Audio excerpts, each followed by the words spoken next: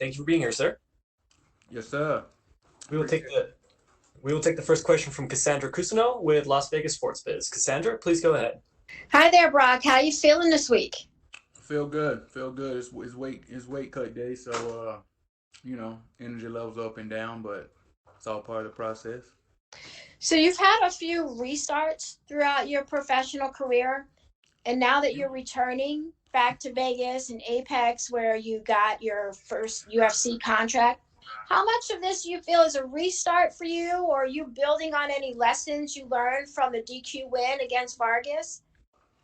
Um, feel like my whole career has been a roller coaster, up and down, crazy stuff happening. Definitely these last 2 years, it's tested my faith and my character as a man, but it's helped build me. It's helped build me as a man. It's helped build me as a warrior. And that last fight,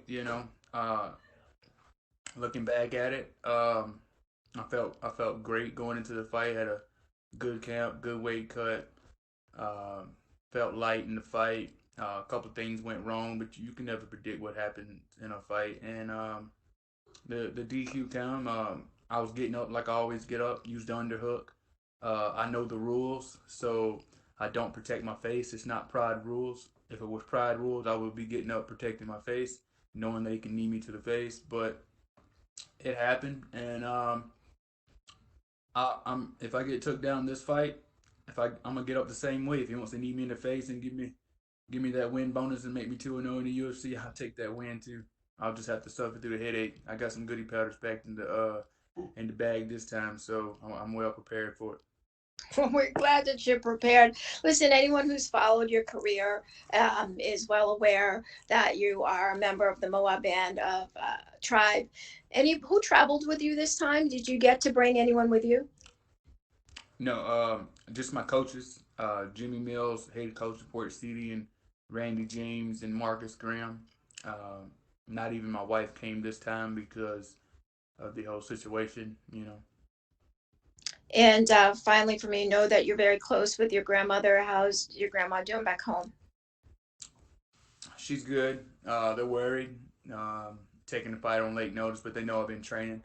I've been quarantined at home, training in my backyard, in the woods, in the roots where I grew up in the res, and I have a lot of people been coming out training with me. We opened up the gym at Port City this week and got a lot of rounds in. As soon as I took the fight Wednesday, and my grandma, she's never watched the fight, uh, but she can't take it. But she believes in me. You know. Appreciate it. Thank you. Yes, ma'am. And we will take the next question from Danny Segura with MMA Junkie. Danny, please go ahead. Hey, Brock. Given the circumstances of your last bout, do you almost see this fight as your real UFC debut, given the fact that you didn't get to show much in the other fight? Yeah, yeah. In a way, I got to. This is my redemption fight. You know, just reading. You can't help to read comments and stuff, but um, I think like you said, I didn't get to show much. So this fight, I'm coming with a little anger. I'm coming. I'm bringing. I gotta bring that dog this fight. I gotta show the world what I'm made of. Everybody might think I'm a fluke, so I gotta show them I'm not. Mm. And what's the feeling like of I guess is there like a frustration feeling of getting in there and not being able to do what you usually do, given the fact that there was an illegal shot landed? Is that frustrating to finally get to the UFC debut and not be able to put on a full performance? Yeah, even though how good I felt like something was gonna happen eventually. It is either gonna be my first or later on in my career, some crazy stuff's gonna happen. So I look at it this way: go ahead and get that crazy stuff over early, all right? Yeah, that's true. And you expressed interest in the rematch following the fight. Is that still something that's in your mind? I know you have a fight this Saturday, but is that still something you'd want to run back at some point?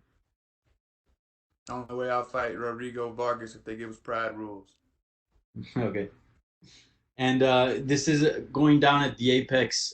You fought there obviously with Contender Series in the smaller cage. Is there an actual like tangible difference between the two as far as the effects that it can have on a fight? Talking about the difference between the cage. Yeah, like fighting in a smaller cage, does it actually influence the way a fight goes down, and do you have to adjust to that?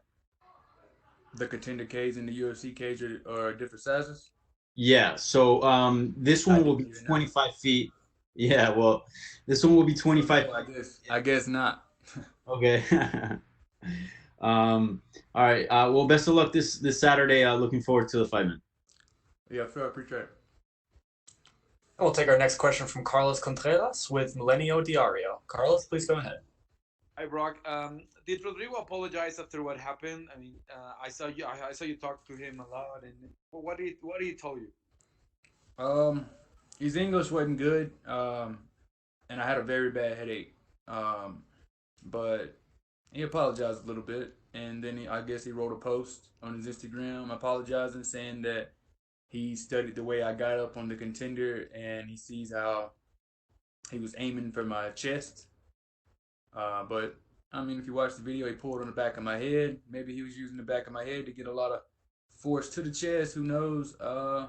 Maybe it was an accident. Maybe I don't know. But uh, I forgive the guy. It's with my faith to forgive the guy. No hard feelings. I'm still alive. I can fight again. If Rodrigo gets to another chance and we meet again, like I said, we can do them under some pride rules, and that way I can. It can be like a street fight, and then Thanks. we ain't gotta apologize for what happened.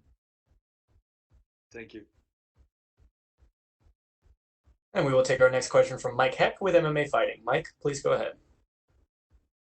Hey, Brock, you get back at it this Saturday in a venue that you've already fought in, cage that you've already had a victory in on the Contender Series. Is there sort of a calming familiarity for you when it comes to this fight, knowing that you're one of the few fighters on the card that's already competed in this venue before? Yes. Like I said, when I heard it was gonna be at the Apex, I was happy. I got to watch the fights week one at the Apex, didn't get to fight because my opponent didn't make the weight, and then I come back in week eight and fought and won, and all that happened. And it's a very good venue. Uh, it's home to me, so I'm 1-0 there. I'm looking to make 2-0 Saturday, and I already got a good feeling, man. Everything's working out perfectly. I know that you've been itching to get back in there since the Rio Rancho fight and how that all ended. When the call came to fight in a week and a half or so with that notice, how excited were you to just jump on that opportunity where your focus was simply on fighting and not really giving yourself any time to overthink anything? Yes, I got the call. For weeks now, everybody in my reservation in hometown sees me at the store and grocery station. Hey man, when you fighting again? When you fighting again? I've been telling them like June or July is what I was thinking, and then something come to me the last week and was like, just say any day now. So I just been telling people for the last couple of days, any day now. And then Wednesday, my manager Abe hit me up and said, May 20th, 10 days. You want it? I said, yeah, man. I've been telling everybody any day now, so that's perfect for me. I've been in quarantine camp. I've been training hard 6 days a week.